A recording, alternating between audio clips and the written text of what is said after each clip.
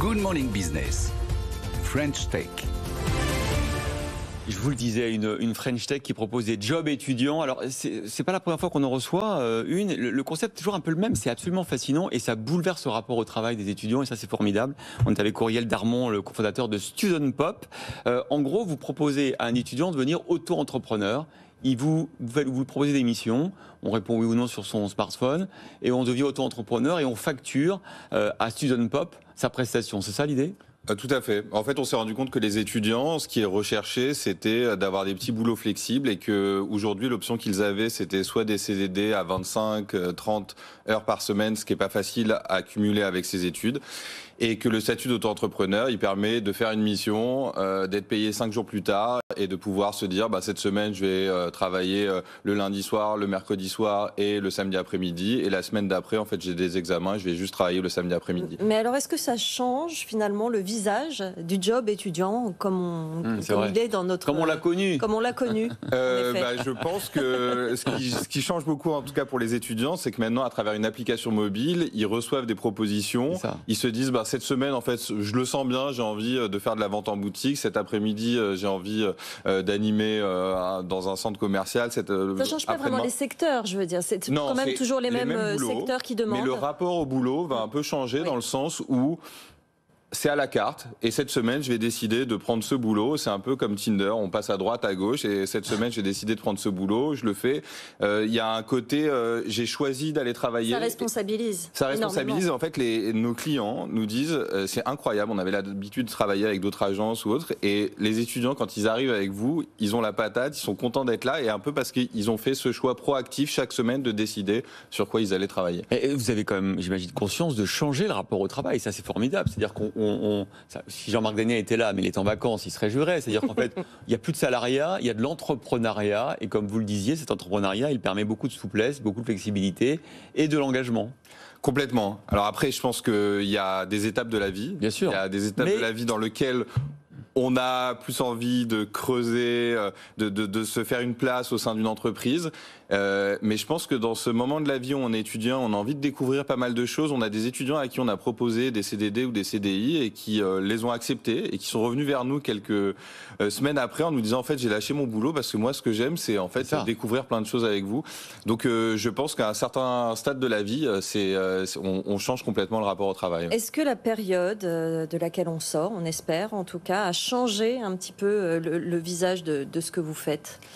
Alors nous, ça a été la cata l'année dernière. La première étape, c'est effondrement du jour au lendemain, la moitié des boulots qui s'arrêtent. Ouais. Et est-ce qu'il y a des nouveaux boulots qui ont été créés ? Alors il y a des nouveaux boulots qui ont été créés, mais d'abord il y a eu cette stupéfaction des étudiants qui se sont retrouvés en galère avec plus d'argent pour manger. On a créé une assoce, on a distribué de la bouffe dans les résidences étudiantes. Ça avait vraiment été difficile. Et en même temps, il y a des nouveaux boulots qui sont créés, notamment tout ce qui a lieu à tout ce qui concerne les tests PCR. Maintenant devant les boîtes de nuit, devant le parc Astérix, on a des étudiants qui checkent le pass, qui font des tests.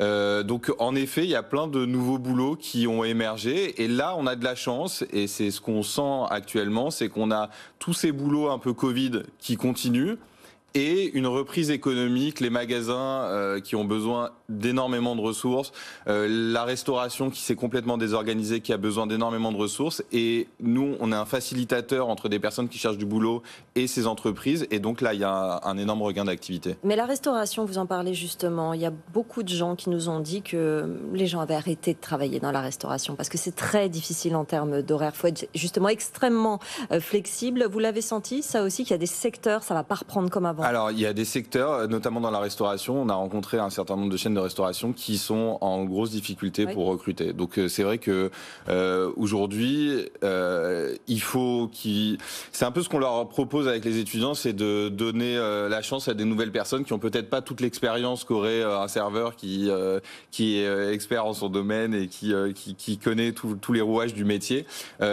Aujourd'hui, c'est un peu la même chose pour les entreprises de manière générale. On est tous à avoir une reprise économique, on a tous des difficultés à recruter, mais je pense qu'il faut être un peu audacieux dans ces recrutements et se dire j'ai peut-être pas la bonne personne qui a la bonne formation, qui a la bonne expérience.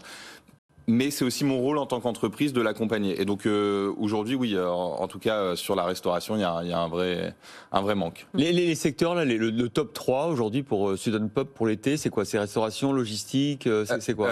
C'est restauration, vente en boutique et tout ce qui est test. Encore sanitaire, quoi. Test sanitaire. Test sanitaire, il y a vraiment dans toute la France. En fait, tout le monde est en train de s'organiser, et notamment là, avec les dernières déclarations de Macron. Le salaire moyen, enfin, pardon, salaire, quelle erreur. La rémunération moyenne de la mission, de l'heure, c'est quoi? C'est 13 € de l'heure. 13 € de l'heure à peu près. Ouais. Et donc là-dessus. En moyenne, non, ça c'est la rémunération la plus basse. En moyenne, c'est 14,8. D'accord, 14,8 en moyenne. Là-dessus, évidemment, on se déclare comme auto-entrepreneur. On paye les charges sociales. La première année, d'ailleurs, on a toujours une réduction. On a toujours une réduction de charges sociales. Ouais. Tout à fait. Et après, évidemment, on déclare dans son impôt sur le revenu. Voilà. Et en fait, ça fait un peu peur quand on entend parler de tout ça. Et en fait, c'est très très simple. Ouais. En fait, sur Internet, en quelques clics, on va déclarer son chiffre d'affaires. Et la création de l'entreprise, vous aidez on explique comment ça fonctionne. Seul, en fait, mais en fait, il y a beaucoup de cases à remplir. Mais quand on est un peu guidé, pareil, c'est très très simple. Vous parliez des annonces d'Emmanuel Macron. Est-ce que la vaccination s'est invitée dans le processus, dans les demandes des étudiants, dans les demandes des entreprises? Alors, je vous entendais en parler juste avant. On n'a pas encore intégré ça. On se demande comment on va l'intégrer. Ouais. Est-ce qu'on va devoir identifier les étudiants qui sont vaccinés, ceux qui ne sont pas vaccinés? Est-ce que c'est notre rôle en tant qu'intermédiaire d'identifier ça?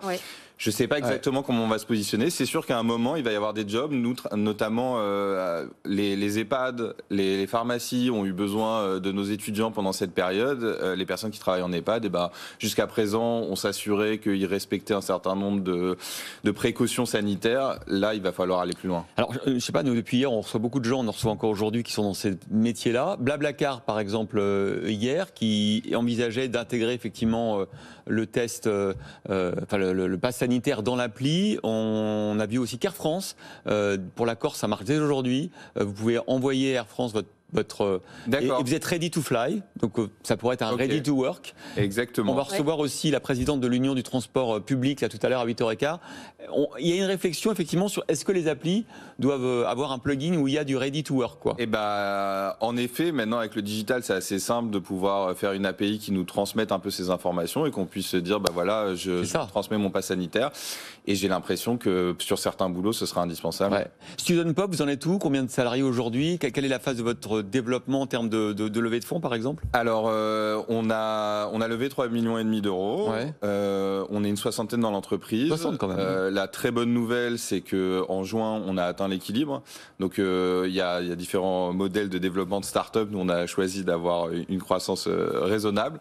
C'est le meilleur mois. Il faut savoir qu'entre mai et juin, on a quasiment doublé le nombre de missions chez Student Pop. Donc là, on a une vraie reprise économique. Encore une fois, après une année qui a été plutôt difficile. Oui. Mais là, ça y est, on a des belles perspectives. On s'est lancé en Belgique il y a quelques mois. Donc voilà, on regarde l'avenir de manière optimiste. Mais ça va faire plaisir à François Villeroy de Galhau. Ben oui, le gouverneur de la Banque de France. Un problème, effectivement. Et il dit qu'il y a un problème de recrutement et que la moitié des entreprises sont freinées dans la reprise économique parce qu'ils ne trouvent pas les salariés. Exactement. Peut-être que Student Pop et son cofondateur Auriel Darmon